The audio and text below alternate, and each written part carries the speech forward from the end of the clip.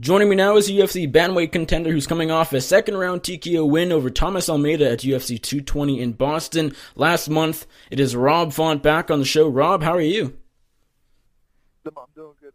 How you doing? I'm good. Thank you very much for the time. Really do appreciate it. So we got to talk about this fight. Terrific performance.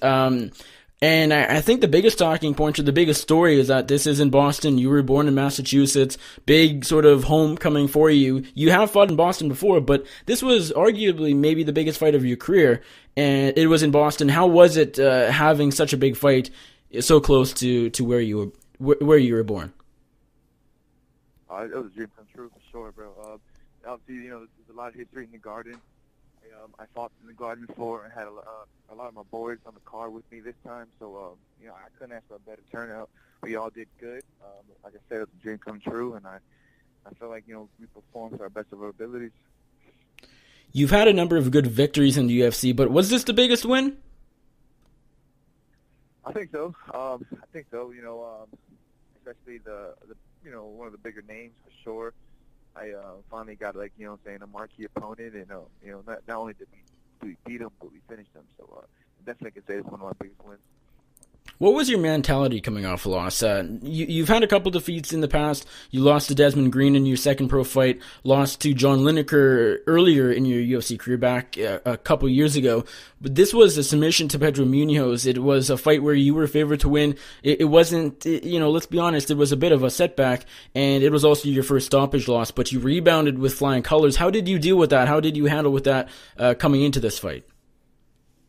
Yeah, with that the Munhoz fight, I was just I just lost concentration a little bit. I come back. I felt like I was winning the round. I was doing my thing. I was finding my range. I was landing my jab at will. But I just kind of had like a little mental break, and I I was going backwards with my hands down and trying to do a wild right hand, and it just I missed him.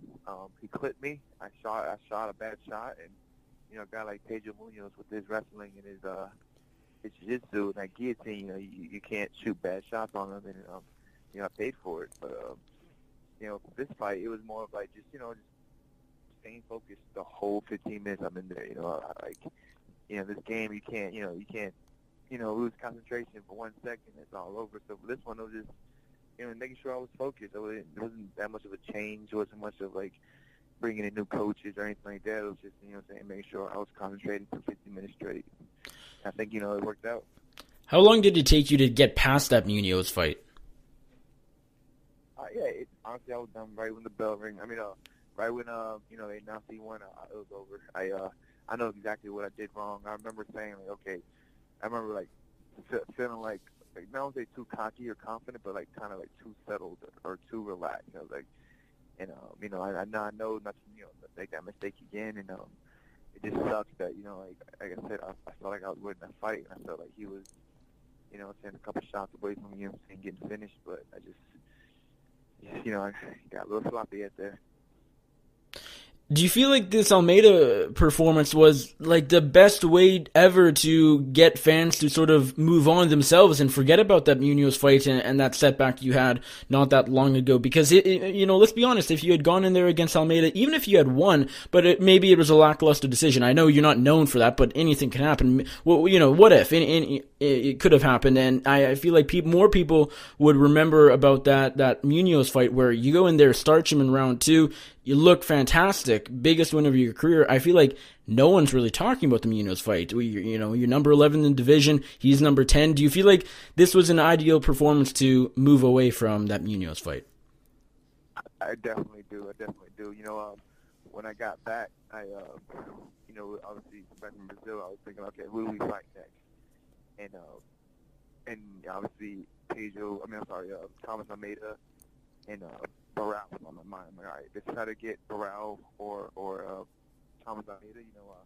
I know Thomas is coming off a loss, and he's a top 10 guy, so obviously if I go out there and do my thing, I'll get ranked obviously higher, but lower, and I think we'd be the striker like Thomas Almeida with the his following, his background.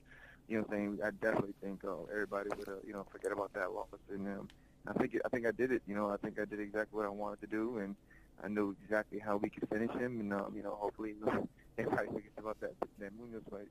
Why did you want to fight Barao? Just because, I mean, he is a former champion, he's a former pound for pound almost king, but he isn't ranked anymore, and he's quite on the way down. Yeah, it was more of mainly because obviously coming off a loss, it's kind of harder to get fights with guys that are on a win streak. So Almeida and Barao both just coming off losses, so I just figured it'd be easier making the fight happen. Plus Barao has that name, so regardless, saying he's the ex-champ, he has that big name. He is coming off a loss. Like I say, he was that champ, and obviously Thomas Almeida does have that name too. So that's the reason why I figured we'll get that happen. And then when they called Almeida, I was like, perfect. Like we didn't even have to reach out to them; they reached out to us. I was like, oh my god, that's done it any better. Typically, Almeida is a super aggressive fighter. We've seen that in his past performances. How did you deal with that potential pressure he would, try and bring to you when you were preparing for this fight during training camp? Was that something you worked on particularly? Yeah, we brought in a lot of, high-level kickboxers to, mimic him as far as that pressure, a lot of kicks, lots of punches, and mainly just, not standing in front of him and letting them get off. I need a guy like Almeida. You got to push him backwards and pick your angles and get side to side and all that. But as far as dealing with pressure, we just brought in bigger guys.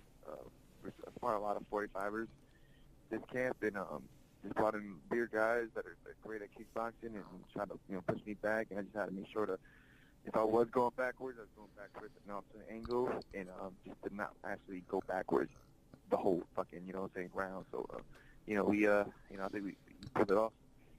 With you being so heavy-handed, did you think that Almeida's chin, or perhaps lack thereof, would come into play in this fight, just because he's been cracked a few times before? He was knocked out by Cody Garbrandt, took some damage against Jimmy Rivera, was knocked down by Brad Pickett. Did you think his chin would come into play here? Yeah, so, obviously, Almeida definitely takes a lot of shots. I knew we could hurt him, but we also know that, he recovers fast. Like, if you look at the Brad Pickett fight or even the Jimmy Rivera fight, he'll bounce back off of the knockdown. So that's why when I heard him the first time, the second round, I was real patient. I knew like anything else from here, if I touch him with anything else, it's gonna hurt him. If anything, put him away. So I didn't want to rush it. But yeah, man, I have heavy hands, so if I'm accurate and I'm patient and I'm focused, I put a solid right hand on anybody, I feel like I take somebody away. So you're number 11 in the division. You're coming off a huge win. And after that victory, you called out Aljamain Sterling. Why did you want to fight him, and why do you want to fight him still? Is it just because he's higher ranked than you and you want to rise up the ranks and on route to a title shot eventually? Or do you have something against Aljamain Sterling a bit personal, just because I know your call out of him wasn't in the politest of ways, which is nothing against you, but do you have something against Sterling, or do you just want to fight him because he's ranked kind of high? I don't, I just thought, he's definitely a rank, higher than me, so anybody that's in front of me, I want to fight, is what it is. I'm out there to put guys away, and like whoever's out there in front of me, I'm trying to take them out. But yeah, it's nothing personal. It's definitely nothing personal against Aljamain. Just he's a number in front of me, and I would love to take that spot. You said in your backstage interview right after the Almeida fight that you would like to put him back on the stretcher, of course referring to his knockout loss to Marlon Rice late last year. Some people weren't too big of fans of that comment. Do you regret saying that, or do you think it's okay? I'm cool with it. Like I said, I'm not here to knock guys out. If if you get offended by a comment like that, then it's just like, what are you watching the fight for? I don't understand like how anybody would. I'm here to knock you out. I'm not here to grapple you or outpoint you. I'm in there trying to put you away. I'm trying to put you out. So like I said, it's nothing like I wasn't like saying I wanted to kill his mother. It wasn't like a crazy comment. It's just, sure. I wouldn't mind. I wouldn't mind it at all to put another fighter on another stretcher. But it is what it is. If that fight doesn't happen or it does happen, I'll be excited. If it doesn't, and okay, we move on to the next guy. Sterling responded to that because Fox Sports put that interview on Twitter and a clip of it, anyways, with that stretcher comment, and Sterling wasn't happy about it. I'm curious, did you see his tweet? I think you were tagged in it, so you might have. And if you did read it and see it, what your thoughts on it was? Like I said, man, now I'm here, sign the contract, and let's do it. But no point in going back. You know what it is, man. Like I'm ready to fight. I'm ready to put these away, but. Like I said, I didn't look into it too much. You know, I'm not going to do the whole back and forth with him too much. But if he's going to fight, then just do it. If he's not, then, hey, on to the next one, you know? In a later interview, you said Marlin Rice would be a good opponent. He's number 5, a bit higher than Sterling. It'd be a huge fight, and let me just say, stylistically, that'd be a hell of a fight. Do you have a preference? I know you just want a guy ranked ahead of you. Sterling and Rice just happen to be 2 of those few guys you mentioned. Do you have a preference? Like, if you were to pick between Sterling and Rice or someone else, do you have a number 1 option, or is it really anybody goes?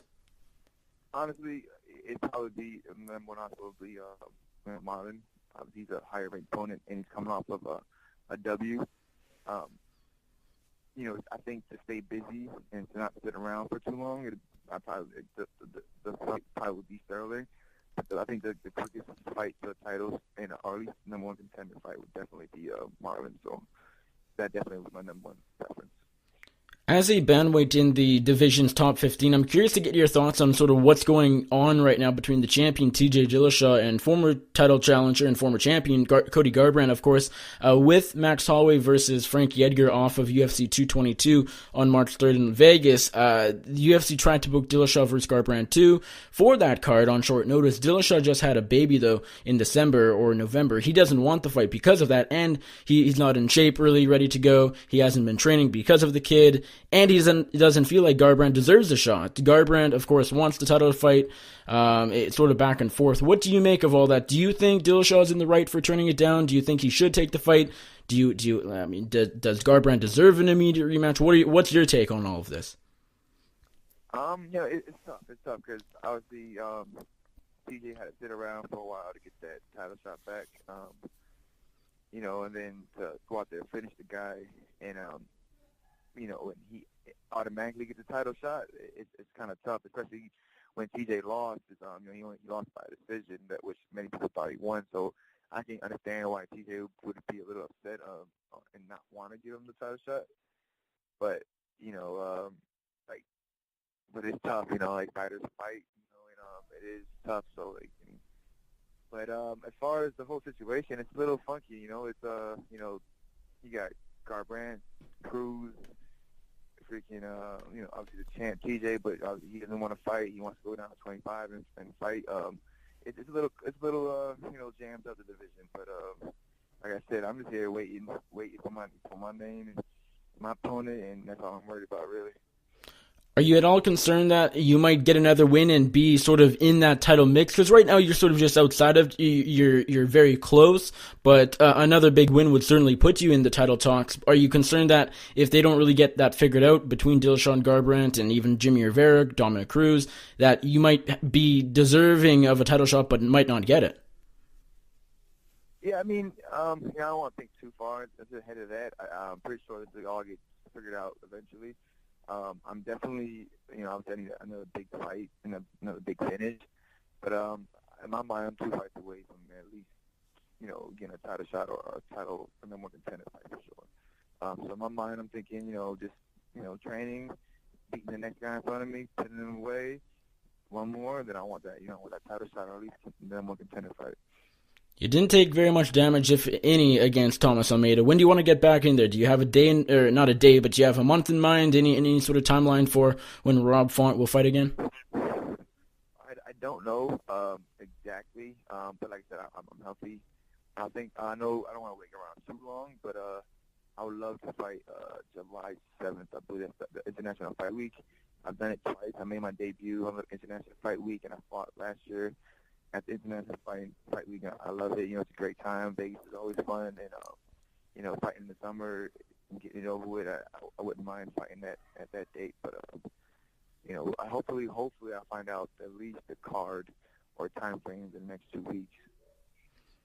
I gotta ask you about your opponent, Greg Rubella. He picked up the CES heavyweight title over the weekend. You were in his corner, I believe. Correct me if I'm wrong. I think you were, anyways. What were your thoughts on his win, and how good was it to see him finally get the heavyweight title? It was huge, man. I love watching a guy like Rubella compete. He's been in the sport for years. He's he's been like the big brother to all of us up and coming fighters. In the Mass area, the New England area, for pretty much anywhere from Connecticut to Maine. I'm pretty sure he's touched everybody in some type of way, because he's that type of guy. He comes in the room, he wants to help out, and share his knowledge as much as possible. So to see him, win that heavyweight belt and finish at that, it was huge for him, and I'm so glad I was there to watch it. Well, Rob, thanks as always for the time. Really great catching up, and congratulations on the win last month at UFC 220 in Boston. Before I let you go, remind my audience where they can find you on social media, and if there's anybody you'd like to thank, you'd give a shout out to, the floor is yours. Man, appreciate you having me on. I just want to give a shout out to all my teammates, family, friends, all my supporters, everybody in Mass, Florida, everybody that follows me. Shout out to all you guys. If you want to keep following me, and if you don't follow me, make sure to follow me on Instagram at Rob Font, Facebook at Rob Font, Twitter at Rob S. Font. And, like I said, tune in. Hopefully I'll find out my next opponent and date in the next 2 weeks. But again, thank you for having me on.